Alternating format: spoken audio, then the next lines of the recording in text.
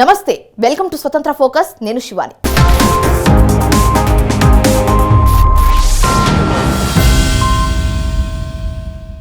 భారత రాష్ట్ర సమితికి షాక్ల మీద షాక్లు తగులుతున్నాయి. నిన్న మొన్నటి వరకు పార్టీ అధినేత కేసీఆర్ ను పొగడ్తలతో ముంచెత్తిన అనుచరులు ఇవాళ నీ అంతా అంటూ నిప్పులు చెరుగుతున్నారు. బడా నాయకులు ఒక్కొక్కరిగా పార్టీని వీడుతున్నారు, వలసబాట పడుతున్నారు. వలసలను ఆపడానికి పార్టీ పెద్దలు చేస్తున్న ప్రయత్నాలు ఫలితాన్ని ఇవ్వడం లేదు. కాగా కేసీఆర్ జమానంలో జరిగిన ఫిరాయింపులను కాంగ్రెస్ నాయకులు ప్రస్తావిస్తున్నారు. కేసీఆర్ అధికారంలో ఉన్నప్పుడు ఇతర పార్టీ నేతలను ప్రలోభపెట్టి తమ శిబిరంలోకి తీసుకెళ్లారన్న విమర్శలు చేస్తున్నారు. ఇదిలా ఉంటే బీఆర్ఎస్ పేరుతో జాతీయ రాజకీయాల్లోకి వెళ్లాలనుకున్న కేసీఆర్ ఆశలు ప్రస్తుతం అడియాసలయ్యాయి. అయితే ఈ అంశాలపై ఇవాల్టి స్వతంత్ర ఫోకస్.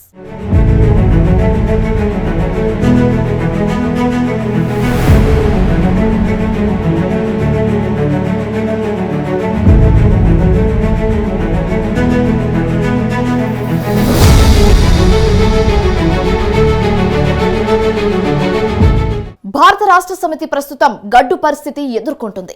లోక్సభ ఎన్నికల్లో సర్వశక్తులు ఒడ్డి పోరాడాల్సిన సమయంలో పార్టీ నుంచి వలసలు ప్రారంభమయ్యాయి. చిన్న చితక నాయకులు కాదు, బడా నేతలు కూడా ఒక్కొక్కరుగా ఇతర పార్టీలోకి జంపులు చేస్తున్నారు. తాజాగా పార్టీ సీనియర్ నేత, రాజ్యసభ సభ్యుడు కె కేశవరావు భారత రాష్ట్ర సమితికి గుడ్ బై కొట్టారు. మొత్తానికి గులాబీ దండు ఖాళీ అవుతుంది.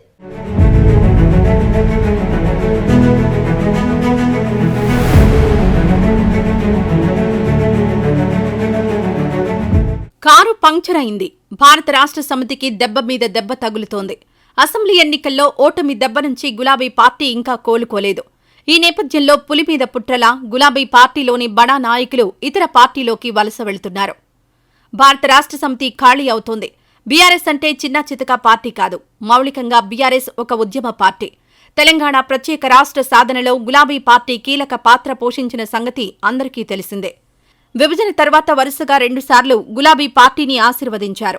ఉద్యమ పార్టీ అధినేతగా ఉన్న కల్వకుంట్ల చంద్రశేఖరరావు వరుసగా 2 సార్లు తెలంగాణ రాష్ట్రానికి ముఖ్యమంత్రిగా పనిచేశారు. 10 ఏళ్ల పాటు తెలంగాణను పరిపాలించారు కేసీఆర్.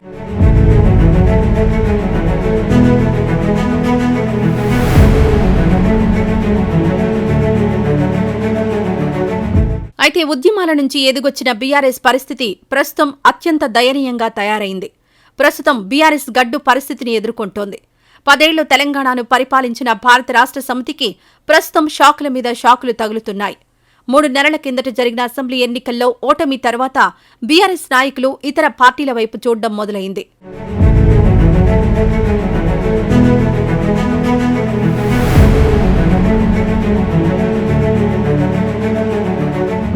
ఇదిలా ఉంటే వలసబాట పట్టిన నాయకులు గులాబీ పార్టీ పెద్దలపై ఎడాపెడా విమర్శలు చేస్తున్నారు. అసలు భారత రాష్ట్ర సమితిలో ప్రజాస్వామ్యం అనేదే లేదని మండిపడ్డారు. పార్టీ విధానాల్లో కేసీఆర్ అహంకారపూరితంగా వ్యవహరించారని మండిపడ్డారు. అధికారంలో ఉన్నన్నాళ్లు పార్టీ పెద్దలు తమను పట్టించుకోలేదని కొంతమంది నాయకులంటున్నారు. కాగా ప్రజా తీర్పును పార్టీ పెద్దలు గౌరవించడం లేదని మరికొందరు నిప్పులు చెరుగుతున్నారు. కాగా పార్టీ పెద్దల మీద విమర్శల సంగతి ఎలాగున్నా గులాబీ పార్టీలో కొనసాగితే భవిష్యత్తుండదని చాలామంది తమ దారి తాము చూసుకుంటున్నారన్నది ఓపెన్ సీక్రెట్.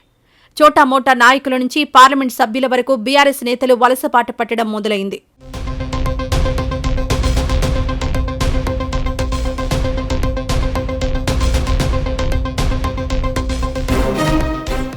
మే నెలలో తెలంగాణలో లోక్సభ ఎన్నికలు జరగనున్నాయి. ఈ నేపథ్యంలో ఒకవైపు గులాబీ పార్టీ పెద్దలు ఎన్నికలను ఎదుర్కోవడంపై వ్యూహాలు పన్నుతుంటే, మరోవైపు ఇతర పార్టీలోకి జంపులు చేయడంలో నాయకులు బిజీ అయిపోయారు. ఎంపీ టికెట్ ఇస్తామని, ప్రచారానికి కావలసినవన్నీ చూసుకుంటామని పార్టీ పెద్దలు పిలిచి చెబుతున్నా గులాబీ పార్టీలో ఉండడానికి చాలామంది నేతలు ఇష్టపడ్డం లేదు. తాజాగా వరంగల్ నియోజకవర్గం నుంచి బీఆర్ఎస్ తరపున అభ్యర్థిత్వం ఖరారైన డాక్టర్ కడియం కావ్య తాను పోటీ చేయడం లేదని కుండబద్దలు కొట్టారు.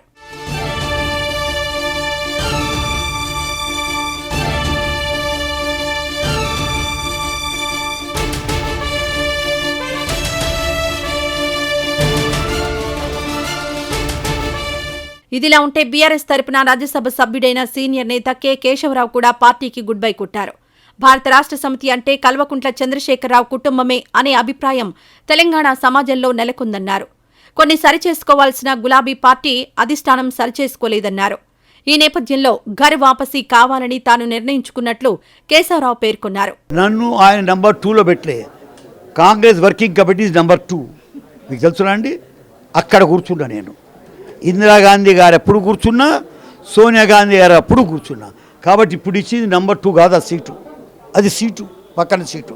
కాబట్టి నంబర్ 2 పవర్ అంటే వర్కింగ్ కమిటీ. అంతేకాకుండా 4 స్టేట్లకు కూడా ఇన్ఛార్జ్ అంటున్నా. కాబట్టి ఆ పార్టీనే నేను విడిచి బయటికి వెళ్ళినప్పుడు ఒక కారణము తెలంగాణ కావాలని కోరుకోవడము. మీరు ఎవరు ఉద్యమం కాలే, అందరు ఉద్యమకారులు ఇప్పుడు చెప్తే కేసీఆర్ దగ్గర వచ్చి అందరు ఉద్యమకారులు చెప్తారు.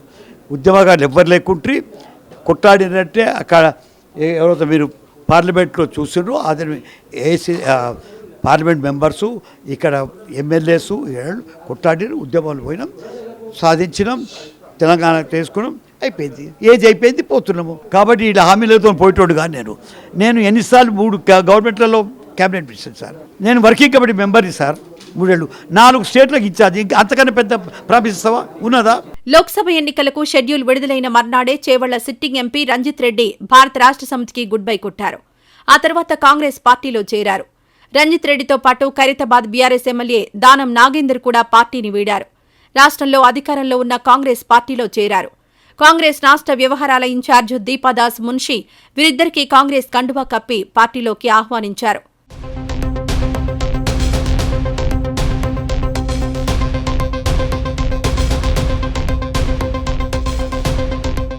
అలాగే కొన్ని రోజుల కిందట పెద్దపల్లి ఎంపీ వెంకటేష్ నేత, వరంగల్ ఎంపీ పసునూరి దయాకర్ కూడా గులాబీ పార్టీకి గుడ్ బై కొట్టారు.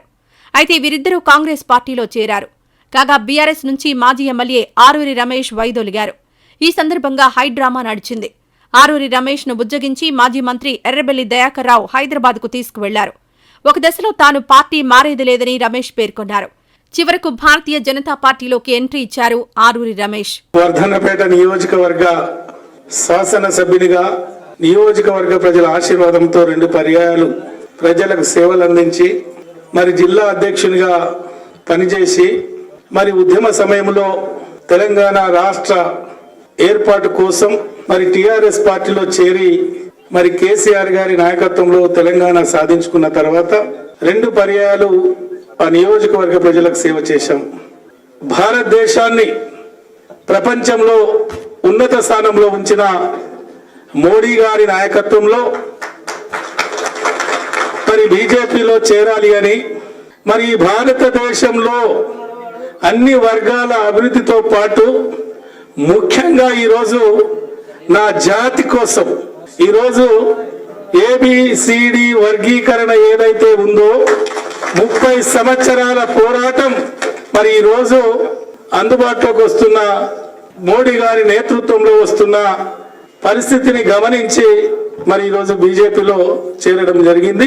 ఇదిలా ఉంటే కొన్ని రోజుల కిందట మాజీ డిప్యూటీ మేయర్ బాబా ఫసీయుద్దీన్, మాజీ ఎమ్మెల్యే తీగల కృష్ణారెడ్డి, వికారాబాద్ జెడ్పీ చైర్పర్సన్ సునీత మహేందర్ రెడ్డి భారత రాష్ట్ర సమితికి గుడ్ బై కొట్టి కాంగ్రెస్ లో చేరారు. అలాగే మాజీ ఎమ్మెల్సీ రాజేశ్వర్, జీహెచ్ఎంసీ మాజీ మేయర్ బొంతు రామ్మోహన్ కూడా ఇటీవల కాంగ్రెస్ లోకి ఎంట్రీ ఇచ్చారు. వీరే కాదు, బీఆర్ఎస్ మాజీ ఎమ్మెల్యే కోనేరు కోనప్ప కూడా కాంగ్రెస్ పార్టీ తీర్థం పుచ్చుకున్నారు. గౌరవ ముఖ్యమంత్రి గతంలో కంటోన్మెంట్ ఏరియాలో ఇక్కడ అత్యధిక మెజార్టీతో గెలుపొందించిన మీరు నిజంగా మీకు అందరికీ ధన్యవాదాలు.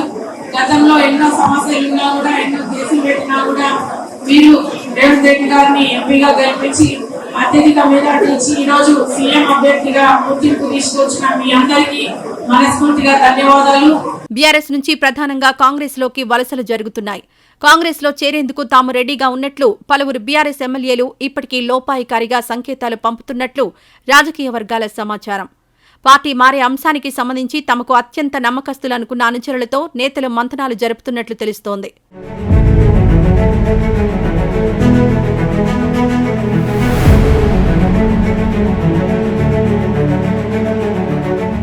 కాంగ్రెస్ పార్టీలోకే కాదు, బీజేపీలోకి కూడా గులాబీ పార్టీ నేతలు వలసలు మొదలుపెట్టారు. చోటామోటా నాయకులే కాదు, సిట్టింగ్ ఎంపీలు, మాజీ ఎంపీలు కూడా కమలం వైపు చూస్తున్నారు. ఇప్పటికే Zaheerabad sitting MP BB Patil, Nagar Kurnool MP Ramulu కమలం పార్టీలో చేరారు. వీరే కాదు, మాజీ ఎమ్మెల్యేలు జలగం వెంకట్రావు, శానంపూడి సైదిరెడ్డి కూడా బీజేపీ తీర్థం పుచ్చుకున్నారు.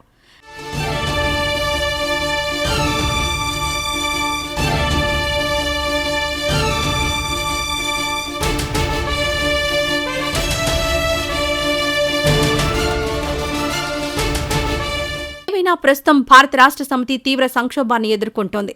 ఎప్పుడు ఎవరు పార్టీని వీడుతారో తెలియని పరిస్థితి నెలకొంది. ఒక్కొక్కరిగా వలస బాట పడుతున్నారు. అంతిమంగా తెలంగాణ రాజకీయాల్లో ప్రస్తుతం ఘర్ వాపసీ కార్యక్రమం జోరందుకుంది.